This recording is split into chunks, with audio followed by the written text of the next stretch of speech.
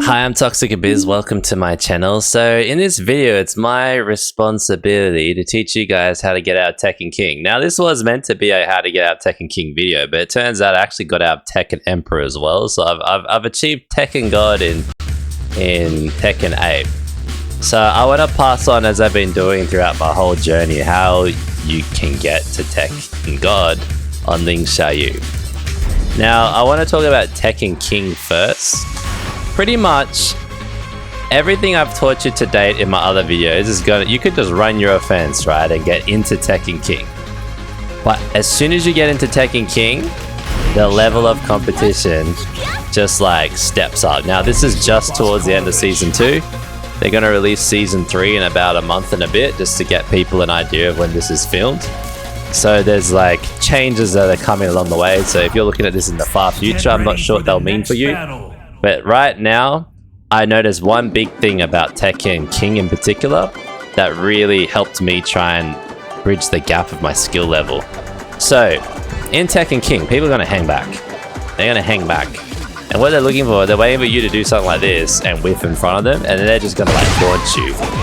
And the thing about that, why I realized they do that, was basically because you don't have to play any neutral, you don't have to try and set your opponent up, you just have to do one nice sidestep, or let your opponent just click in front of you, let's say, and whiff, and then as soon as you see it, and you get that launch, you get big damage. And not only do you get big damage, you probably get like some Oki set up too, right?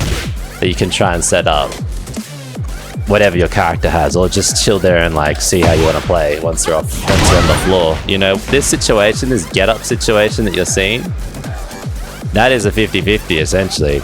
And sometimes the other character's done frame traps in advance where you will get hit if you do anything but like certain ways to stand up. Think about Brian's taunt at the wall. Pretty much guaranteed unless you stay on the floor, right? So like these are the kind of things that you might encounter in Tekken King that you weren't necessarily encountering in the lower ranks. You might have seen them in the lower ranks, but it definitely wasn't a common thing. So yeah, basically what I learned is stop whiffing and punish your opponent's whiffs. Even if you're punishing your opponent's whiffs like this, or like this, or like this, that is way better than just letting them whiff in front of you. Ideally though, you want to punish them with a launch, right? Whatever your character's launches are, that's what you want to be doing. So start looking out for those and do that. Now, just changing that one thing pretty much will get you out of Tekken King, in my opinion. But there's still a little bit of doubt to that, to be honest, because like I don't know your region, I don't know how they play. Like I'm Oceania, obviously. In my region, people like to mash a lot, and in Tekken King, they seem to, on average, obviously you'll get really good players in there too, on ults and stuff that don't do that, but in general, people will whiff in front of you. And you kind of got to encourage the whiffing. Like if you're just standing like this, they're always going to hit you because they know exactly where you are. But if you're moving back a little bit and dash blocking, you know, and pretending that you're going to go in, and then sometimes you go in, you know, they'll start thinking that you're about to attack, right? And then they'll miss, hopefully, because you've judged your distance well based on the character you're versing, and then you're ready to see that miss and go and launch them, right? And then just don't mess up your combo. Alright, so that's the first one. Don't whiff, and make sure you punish your opponent's whiffs. Now, the second thing is, you might think about, oh, should I learn many punishes? Should I learn what to sidestep? Should I learn what to duck? I don't know every move that's duckable. I barely know any of them. I don't really know all the punishable moves, nor do I react to them. I know some of them. I know critical ones, so if someone was to do that to me, I know that I could probably do something like, I could punish that. You know, there's certain moves like Kazuya's little homing mid that he does. I know that's a shoulder charge. Yoshimitsu's, if I block the flash, I got a back 1+2. Same for Azuchina's little kick that she does, where she jumps back and hits you. There are certain moves that I know what are launchable. So I think maybe a good thing would be know what the launchable moves are if you don't already. But you probably do if you've got into Tekken King so far. But know at least the launchable moves. Then know the moves that you can do your like back 4-1 into, or this one. And that'll be alright for now. If you can, try and remember the critical ones that people do, but I reckon actually in retrospect, what I would do is see what you're losing to, and if you find that a fight was particularly hard, go back to the replay and see if they were doing punishable moves, because I noticed that all the punishable moves are really strong. You know, if you don't know that's punishable, or if you don't know that's punishable, eventually one's gonna hit you, right? And you're gonna get so much damage taken. Even things like this, like a lot of people don't realize that these moves are punishable for Xiaoyu, but they're like really rewarding, right? Like look at this, you can like get a full launch out of it, like a full combo if you do it properly. A little bit hard to do, or you could do it this way, I guess. And you can get combos out of it. So if an opponent doesn't know that that's punishable when they block it, then guess what? They're going to get hit by that eventually. The next point I want to say about how to get out Tekken King is, don't assume your opponent knows all your punishable moves. They might not, and don't assume they'll punish them. I've seen people block that and not punish it. So then I just keep doing it because I'm like, well, the risk versus reward is totally different now because they're not punishing it. Some people don't even block it. A lot of people don't punish this. A lot of people don't punish this. I've even encountered some people, they're rare, but I've encountered some people that didn't even punish that. Or this. Now this one's like really negative if they block it, but it was crazy how many people let you throw that out and then just not see it, because it's kind of quick.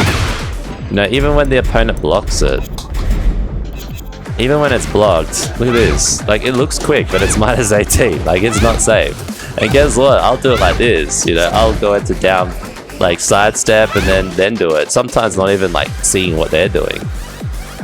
And usually either they hit because they're trying to mash, or they just don't punish it, so I just pretend that that's just not negative. I'm not saying that good players not gonna, like, see that and punish you, but in Tekken King, you'll be surprised. Now, obviously, if you get an opponent that knows, stop doing it. That's the other key. Like, if I do this, the opponent clearly launches me, I won't do it again, you know, unless I think it was an accident, but I won't do it again, you know. You don't really want to be like, keep throwing out moves that you know that they're going to react to.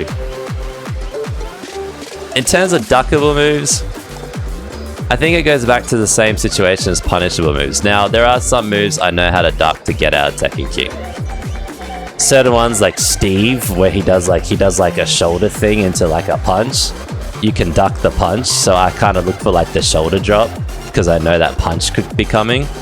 They can mix it up, but I noticed in my lat rank in Tekken King, I could like see the shoulder and just duck and launch, and I was getting some nice launches on Steve and avoiding his little like heat pressure and like lion stance mix-ups.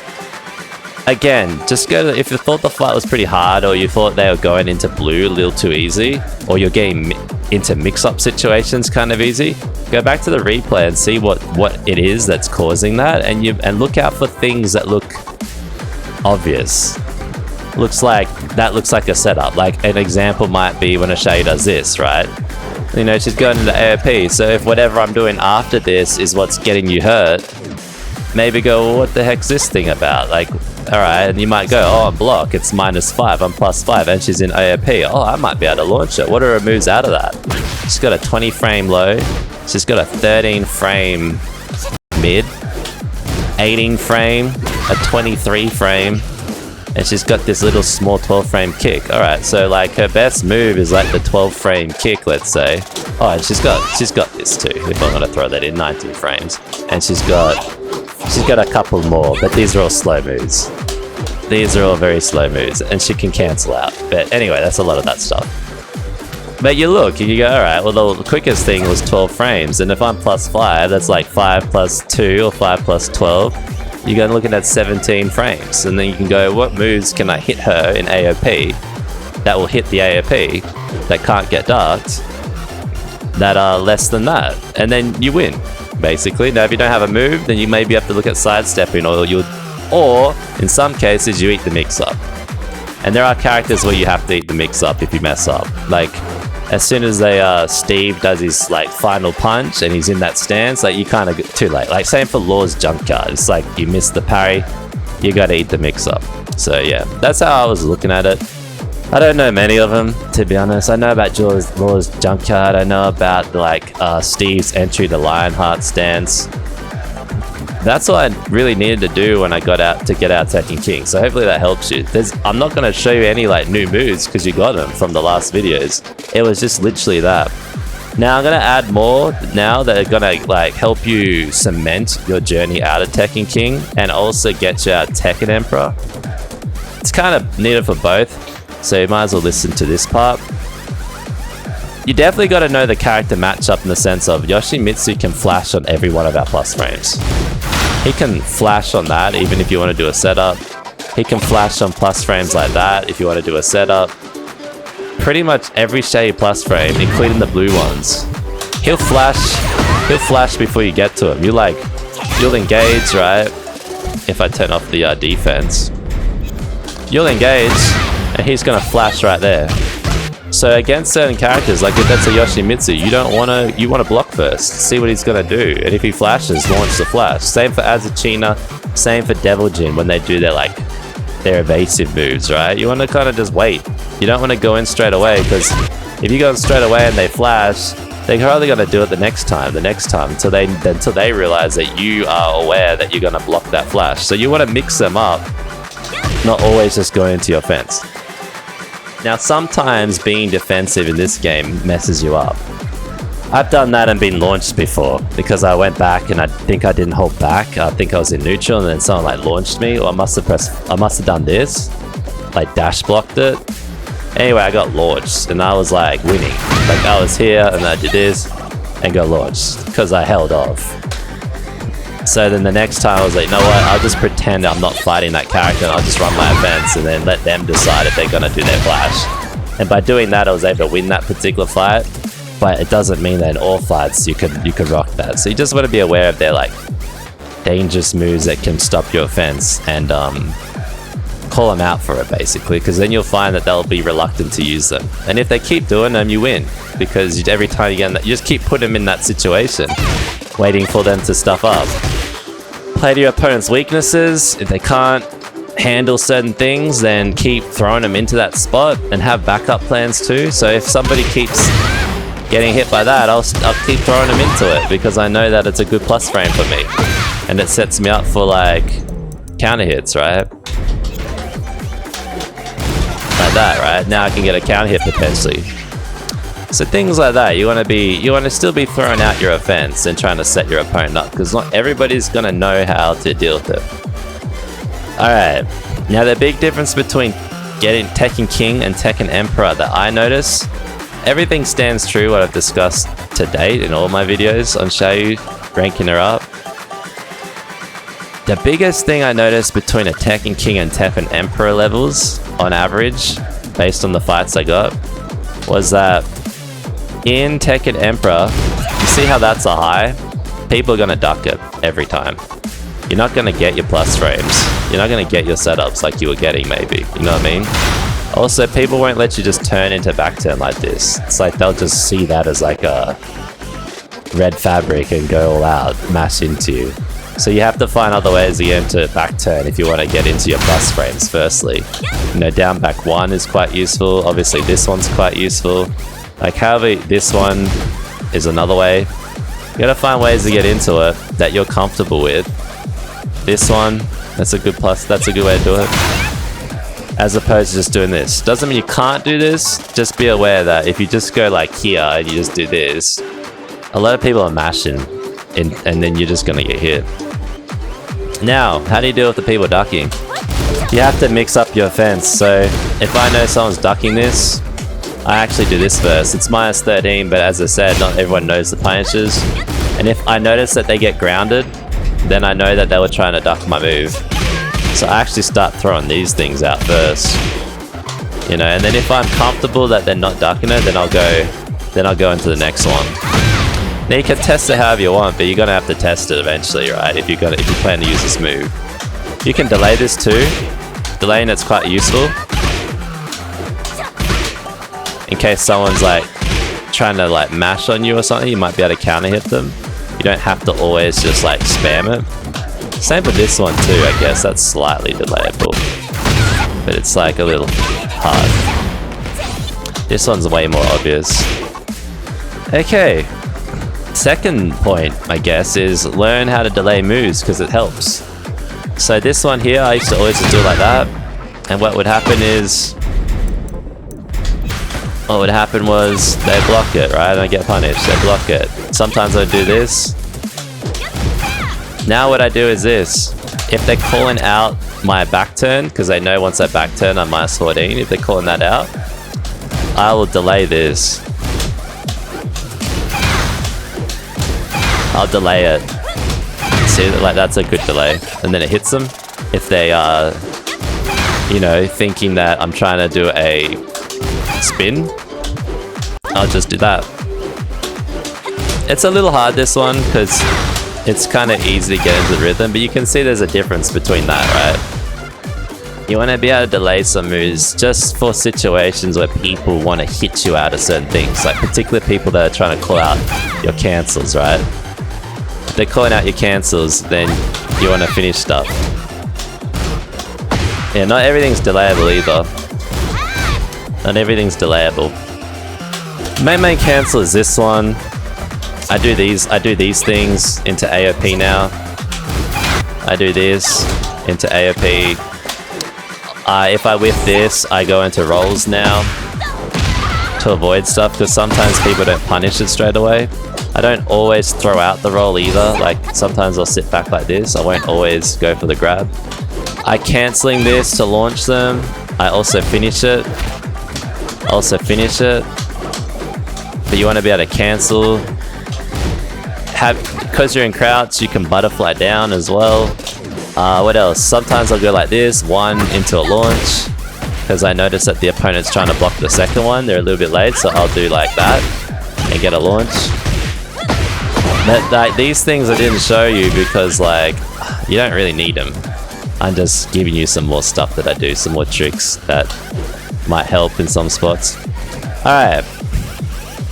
Know what to duck, delay. You're not going to get your plus frames. Mix them up where you can so that they aren't ducking stuff. And the other thing is people are going to duck things like that. Mid-low, particularly high-level players, they're going to think you're going to finish it, right? So what I would do is I cut it short and then try and call out the fact that they're going to duck it. So I'll just throw in another move that has the same timing or close to the same timing, and then bam, they get launched. Now obviously risky, because if they block it, you get punished or launched yourself. But you'll be surprised. Really good players will naturally just like duck it. So you want to like trick them and throw in like options so that they're not sure if they need to duck the next time or not, right? And then the next time they might not duck, and then there you go. You get your little low and you're in back turn. You can do your back turn shenanigans, right?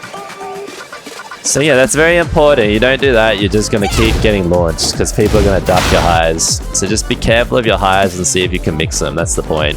Okay. Whilst I was talking, there was some other stuff. Alright. If you've been following the offense I've taught in my videos, a lot of it is reactable. People can react to a lot of these things, right? Maybe necessarily, not necessarily that one, but if you do this, that's reactable. If you do this, that's reactable. That's reactable. That's reactable wherever you are. What else is? This is reactable because they see it.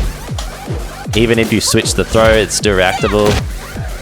So basically, I needed to develop another way to fight my opponents where they were kind of really good on defense. And that's where the down forward one came in, and Xiaoyu cancels. You kind of want to get yourself into back turn positions like that where you can cancel back, right? Wherever you are. Because sometimes people will hit into you, they'll try and launch your back turn, and then you cancel and you can launch them, or you cancel and you can launch them. So you're trying to encourage people to press into you, right? And find different ways to get into back turn. Until eventually, bam, and then you launch them, right? Now, I'm still new at it, but I've been able to do like this stuff, you know, using the sidestep to make them think I did something. They see my back. Some people aren't patient and they'll click, or they'll whiff past you because you sidestep them, and then you can go for the launch. Or you do this, sidestep them low, go back into it, sidestep low, back into it, cancel, you know. Sometimes you'll face forward and duck. Sometimes you'll face forward and do like some lows, you know, but once you get in the back turn, you can do some tricky stuff, right? She's got a very big sidestep when she's like this, so just try and play around with small moves here, right? Small moves that give you kind of an advantage from terms of against like opponent that wants to click really big, take like long buttons. And then once you're ready where you feel like they might hit into you, just do the step back. So yeah, find all your spots where you can do that, basically. You can even just do these things, right? This works. That's one that works. You don't have to go into it as well. My main one was down forward 1 though. Down forward 1 into this and this one. Down back 2. Down back 2. Try and put him in a mix-up. Alright, so that's the main one there. You need to be able to slowly develop some like small tech and stuff. But as you can see, I'm still basic at it. But how you're going to be killing opponents these days is not from your cheeses necessarily. Sometimes you will. It'll be from your opponent overextending and you whiff punishing them, or you cancelling back and letting them whiff. So now you're trying to make situations where your opponent's going to whiff. And you can stay in the pocket. Sorry, you can stay in the pocket as long as you need to. Right? You can stay here as long as you want until you're ready to do your cancel. Right? You just gotta look at your frames and see where you're at and what your options are. So if that's -5, I usually cancel on that. But if it hits them, that's +12. So like I can guarantee this as well if I don't think they're gonna duck, or at least I could throw that out and get a counter hit maybe if they're really spammy. I definitely got a sidestep. You know what I mean? I could definitely got a sidestep. I could do it again. Maybe I go like that, like this. Anyway, you get the point. Alright, now last little bit of tips that also helps that I've learned along the way.